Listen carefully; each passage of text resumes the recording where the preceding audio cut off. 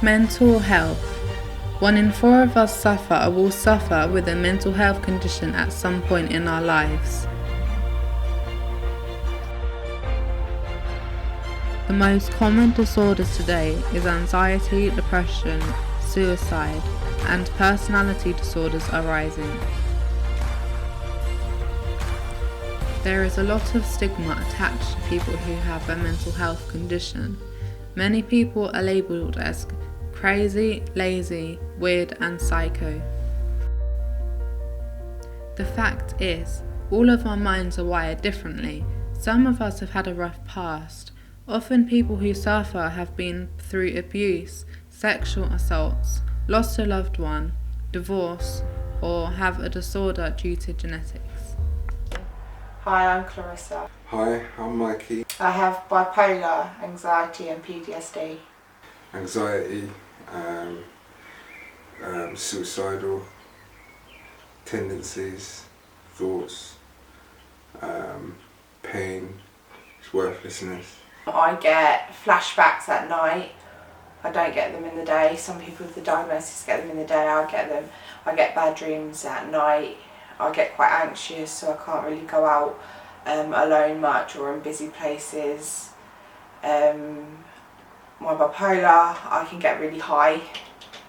I'll be going off out, spending a load of money, not sleeping, cleaning, and then when I hit a low, it's hard to get out of bed. I get a big depression.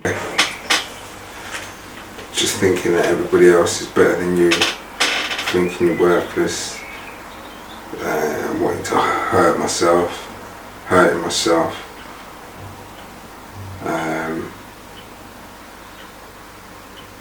Just want to isolate myself, don't want to go nowhere, don't have any motivation, don't have any energy.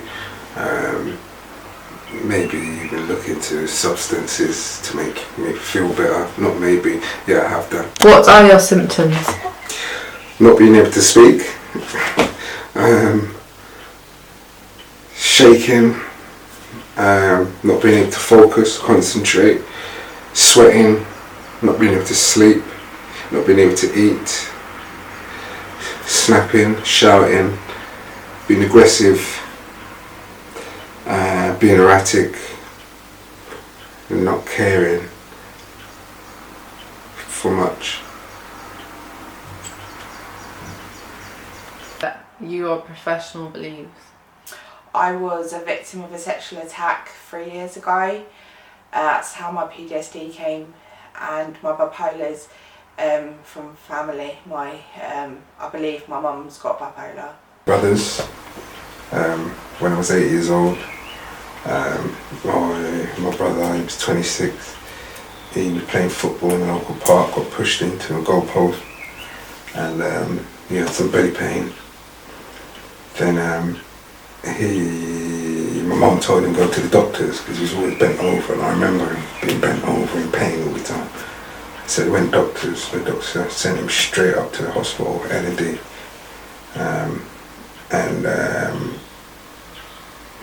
They said he had cancer, liver cancer. It sparked cancer, like that blow.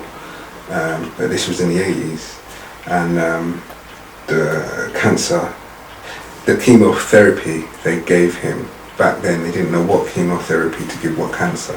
So the chemotherapy they gave him basically killed him, speeded up his cancer and killed him within 3 weeks. So within 3 weeks of him being in hospital, he had died of liver cancer. You know, some people live for years now, you know, but within 3 weeks, the chemo they gave him speeded up and killed him. It didn't. My mum's got fearing, you know, they raised money for the hospital for awareness and stuff. You know, I didn't understand. I was 8 years old, and everybody was crying around me. Obviously, I know I wasn't crying, and the whole family was worried. Like, what's wrong with me? But it just didn't hit me. I was 8 years old, and I think one day I was 12, and I woke up in the middle of the night and I realised, he's not coming back. What the hell? He's not coming back.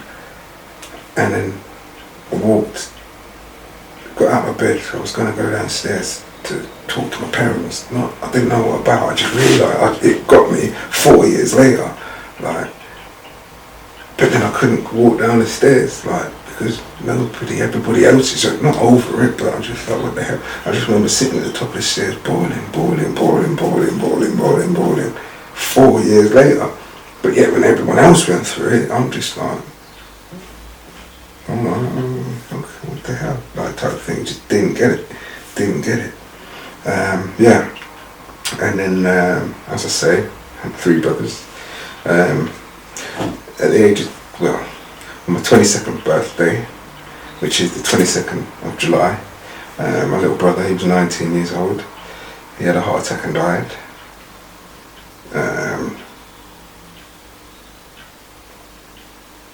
Shock, hurt, pain, madness, confusion.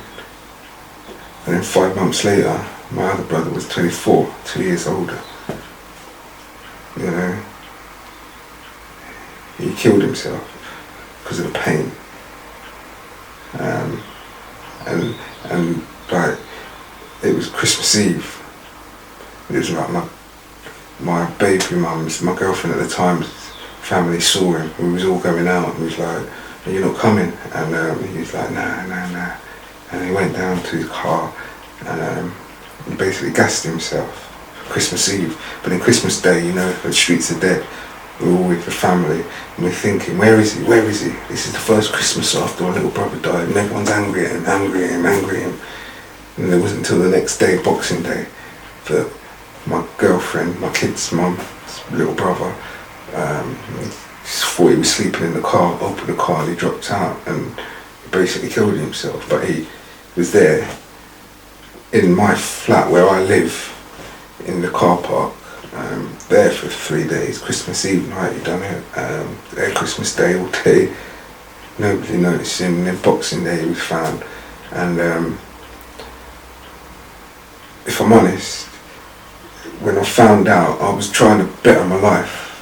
I moved away, I moved up to out of town. I was working in a curtain shop and stuff, you know, and I just ran home to see how everything's going. And that someone told me, like, everyone's been trying to get through to you, don't you know? I'm like, what? And when he told me, my legs gave way, physically just gave way. I fell on the floor in front of customers and that. And I was like, what? I had to leave the shop. Just could not get it, could not compute, could not function, nothing. I hit a depression. I ended up taking a lot of paracetamol, which ended up me in A&E, and I had to go on a drip and stay there for 3 nights. And then a month later I did the same thing again, and that time I had to stay in 3 to 4 nights and had to go on a drip. Yeah, me and my girlfriend at the time actually sent her, like, was just going through it after my brother died, first brother, and it was just killing me. And it might have been the second, I forgot, but I sent her to the chemist with how much money, and said, bring back what you can. And she come back with loads of pills, and swallowing till I couldn't swallow anymore. And she started crushing them up in tablespoons, and taking them, and then we both went to sleep in each other's arms. And she woke up, and I didn't, and then she went and got her mum. I don't think she was taking off as much as me. It was probably just a bit of a show thing. And then I was rushed to hospital and all that. And then from that, it was like, look, you cannot drink, you cannot take any more painkillers, nothing. You just ruined your insides type thing. But I'm still here. And that was about 20 years ago. Around that time, I used to sit there with like, you know, big long knives like that you used to cut bread and stuff. Just used to sit there with it on my chest, my hand there, but just push, not pushing, but I just couldn't pierce my skin. I don't know, just think, I'm an overthinker, I think too much, so I'm sitting there for hours, I'm just like, but I can't do it. I've cut my wrist. I've been in hospital and cut my wrist. And bloody nurses come in and I'm like, what have you done? Just cleaned up the bed and that. And then nothing. I think that's probably the best reaction rather than making a big thing of it. Suicide. In 2017, 5,821 suicides were recorded in Great Britain.